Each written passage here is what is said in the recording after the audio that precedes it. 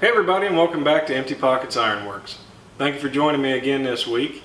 Last week's video with the Pinecone was pretty successful. Everybody seemed to enjoy it. Got a lot of compliments on it. I really appreciate that. Continuing on with the Pinecone, I actually, over the last couple days, I made a couple more one evening after work. And I actually made a cluster, which you can see here. Now, I didn't record that. I did take a couple pictures, which I may insert here in the next couple slides. But basically all I did was I just left the stem long on one. This was the first pine cone that you've seen in last week's video. These are the other two that I made. I tried to make them a little bit more organic, smaller, different sizes. And then of course I made the needles.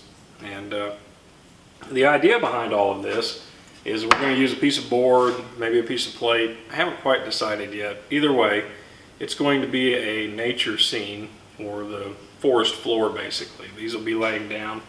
I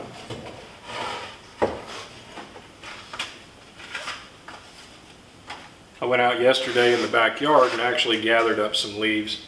Of course, you've seen in the past where I do the maple leaves. That was a pretty decent video. I grabbed up a couple smaller ones to get some different sizes. So we'll incorporate the big, the small, a couple other just basic leaves that I found that I like the look of them. And these will go around the pine cones on the forest floor. And then to top it all off, I've got a set of deer antlers that I'm going to use as a model.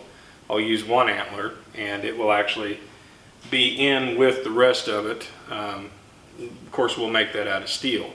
Very much like the deer skulls that I've done in the past where they're made out of rebar. I think today I'm going to actually attempt to make them out of just 1/2-inch round stock.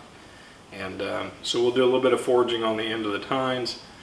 To mimic these, there's a little bit of shaping that I have to kind of flatten out and move around. I mean, the steel deer antlers from a distance always look really good. Up close, I've had people tell me that they look realistic, but that's using rebar. So this will be an experiment with using regular round stock. So I'm not quite sure how it's going to turn out.